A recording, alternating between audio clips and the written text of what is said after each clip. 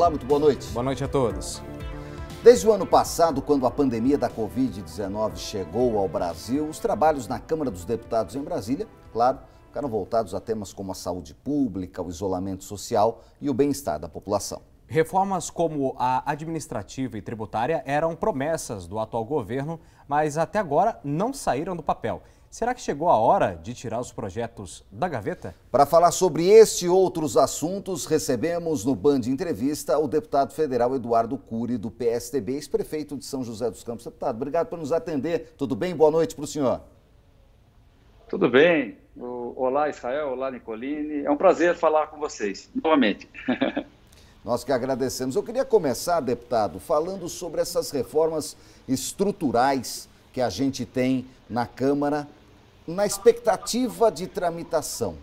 Com a crise que o Brasil está, com o arrasto da pandemia que a gente está passando, será que agora elas vão sair do papel na discussão? Pode ser uma forma de melhorar os índices de aceitação do governo, por exemplo? Olha, reformas são fundamentais, eu sou um reformista, né? O Brasil precisa ser reformado, modernizado. Sobre essas reformas que deveriam começar a ser discutidas agora, especificamente a reforma tributária, a reforma administrativa, o governo demorou muito para enviá-las, né? Enviou também agora, né, no ano de pandemia, e o ano que vem é o ano eleitoral. O governo está sinalizando que não deseja, na prática, que se votem medidas muito impopulares, e mandou um projeto de reforma tributária muito ruim, um pedaço, na verdade, e uma reforma administrativa muito acanhada, né?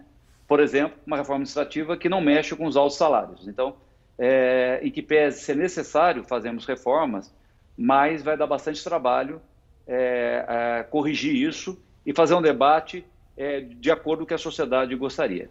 Deputado, nós tivemos mesmo um foco maior no combate à pandemia da Covid-19, desde 2019, 2020 e agora em 2021. Mas os trabalhos, a CPI no Congresso Nacional com os senadores também atrapalha e atrasa os projetos que eram para acontecer, principalmente nesse ano, deputado?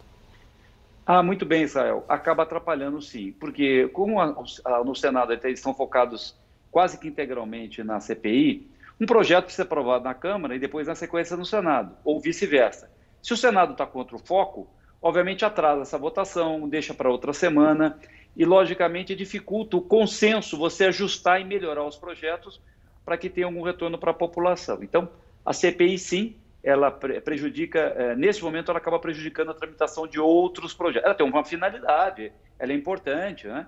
Para apuração, por exemplo, porque o Brasil não comprou vacinas. Tem uma parte da CPI que eu, pessoalmente, não gosto, né? Que é essa parte um pouco circo, uma parte um pouco eficiente para apurar as coisas, né? Um pouco todo mundo gosta de falar bastante e tal. Acho que isso não é eficiente, mas é uma CPI importante, é necessária, principalmente para a questão de por que nós não compramos vacinas e por que nós estamos tão atrasados nesse processo. Mas dá para decretar que isso vai atrasar a entrada dessas reformas? Porque falam em 6 meses de CPI, né? 90 dias, dificilmente ela vai ser concluída. Isso deve se arrastar por mais alguns meses. Já estaremos no segundo semestre e ano que vem, como o senhor mesmo disse, ano eleitoral. E não se vota reforma grande no Brasil em ano eleitoral, a gente sabe disso. Talvez vai ficar para uma outra oportunidade, para um outro mandato, deputado? No caso das reformas, não é nem a CPI que está atrapalhando. Primeiro, você tem, na reforma administrativa, existem duas resistências aqui. Os partidos de esquerda não querem reformar nada, né? E quem, na verdade, quer fazer uma reforma de verdade, como eu, né, acha o texto que o governo mandou muito acanhado e injusto. Como eu disse, ele deixou os altos salários todos de fora, né? Ou seja, fazer uma reforma para mexer com os bagrinhos, né, com o servidor que ganha menos. Tudo bem, todos os setores devem ser reformados. Toda a área do serviço público tem que ser melhorada e pode ser melhorada. Mas seria mais justo se você fizesse uma reforma que tratasse todos de forma igual. Eu estou falando administrativa. Então, você tem essas resistências. Quem quer fazer uma boa reforma quer opinar, como eu quero opinar, eu quero melhorar o que está naquela reforma. Eu não quero só falar de servidor. Servidor não é bandido, você não pode tratar todo servidor como se ele fosse o mal da administração pública. Sim, você tem que corrigir uma série de coisas em relação à meritocracia, mas tem muita coisa que você pode fazer numa reforma administrativa, melhorar o serviço prestado ao cidadão, que não tem a ver com o servidor. Pelo contrário, tem a ver com as condições que você vai dar a quem está no serviço público para que melhore, seja mais eficiente, introduzindo ferramentas mais modernas.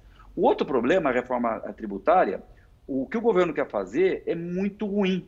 Ele, na verdade, está abandonando uma proposta que estava tramitando aqui há bastante tempo, que é uma reforma ampla que mexia com todos os impostos, né? Simplificava todos os impostos sobre consumo em um único imposto, e está querendo fazer em 4 fases.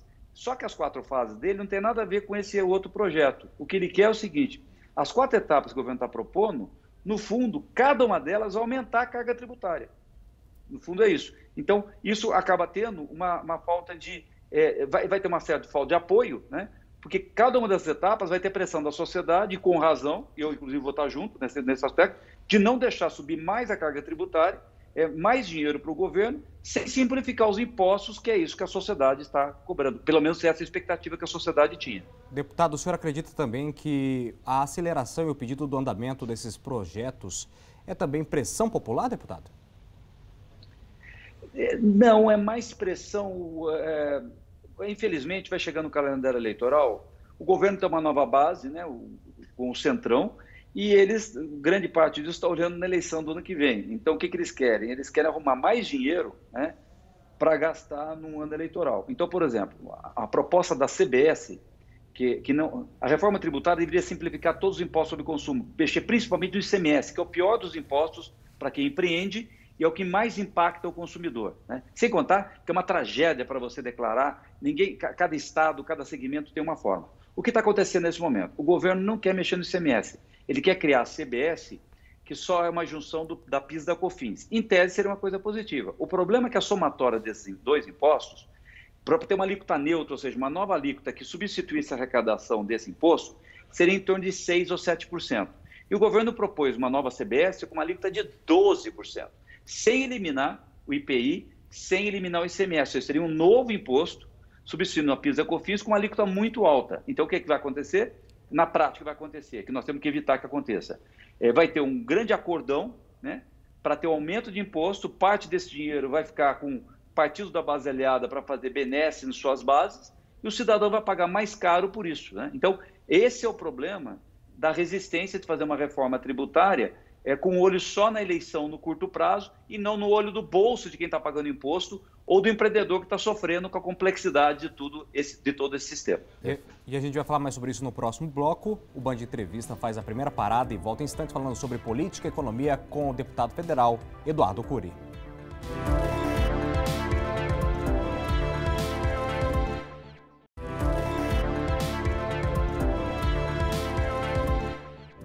Política, economia e o combate à Covid-19. Quais os principais focos dos deputados e como andam os projetos mais importantes para o futuro do Brasil? Nosso convidado desta noite é o deputado federal pelo PSDB, deputado Eduardo Cury. Nicolini. Deputado, a gente falava aí da dificuldade de se aprovar as grandes reformas em Brasília de uma forma que sejam positivas para a população, principalmente com a aproximação do calendário eleitoral, tem eleição geral no ano que vem. E aqui para a região metropolitana, vai sobrar algum projeto positivo ou tudo fica na conta da Covid e nada vem para o Vale Paraibano, hein?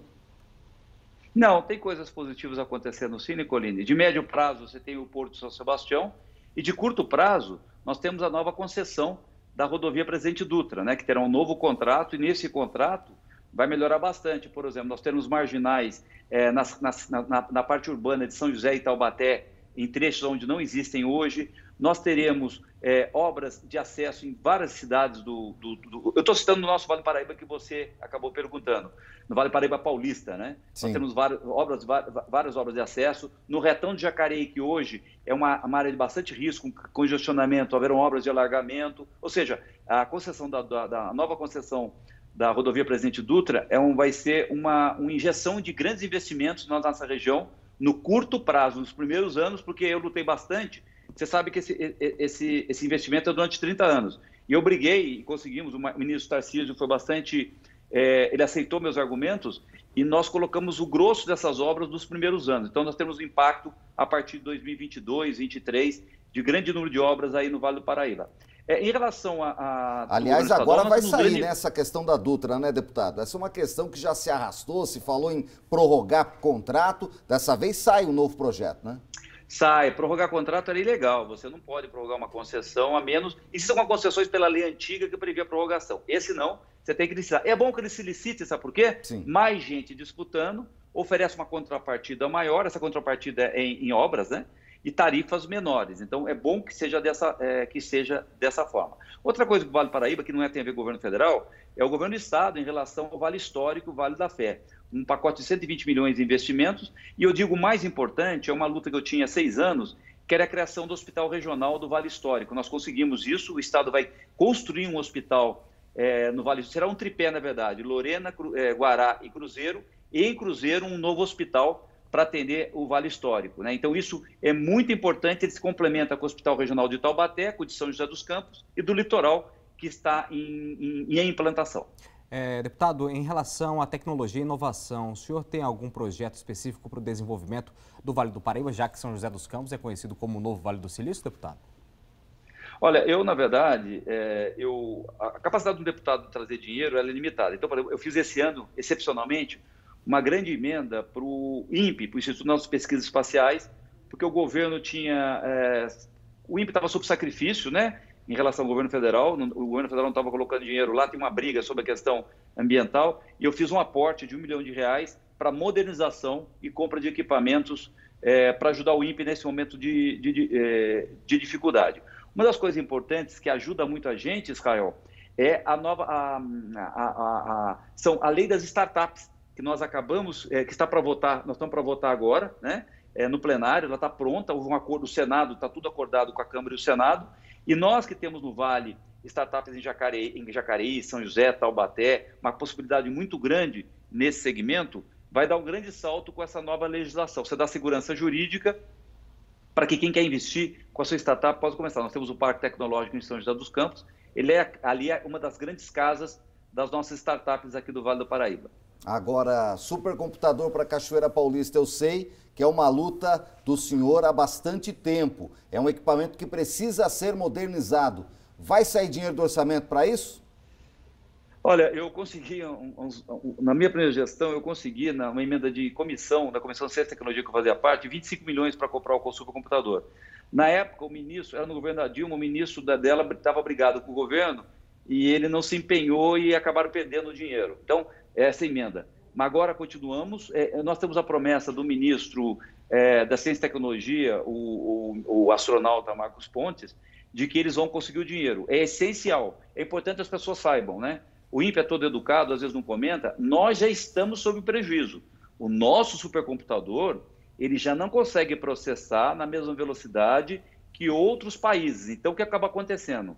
Processamento significa segurança em você ter uma previsão do clima, do tempo, com maior acuidade, ou seja, com maior segurança e com o maior tempo possível, né? Então, hoje, os nossos dados já não estão com a mesma segurança e com a mesma previsibilidade em relação ao tempo, ou seja, quantos dias você consegue dar essa segurança ao cidadão, pela falta de um computador adequado. Isso eu acho que é uma falha do governo de não priorizar a compra desse supercomputador, ou então pelo menos a modernização do supercomputador atual que nós temos. A gente espera que não haja um apagão de dados de tempo, como também um apagão de dados por falta do censo, que infelizmente esse ano, mais uma vez, não vai sair do papel. Mas nosso tempo está esgotado, deputado. Eu gostaria de agradecer imensamente sua atenção ao Band Entrevista desta semana. Sempre um prazer em recebê-lo. Boa sorte e até uma próxima oportunidade.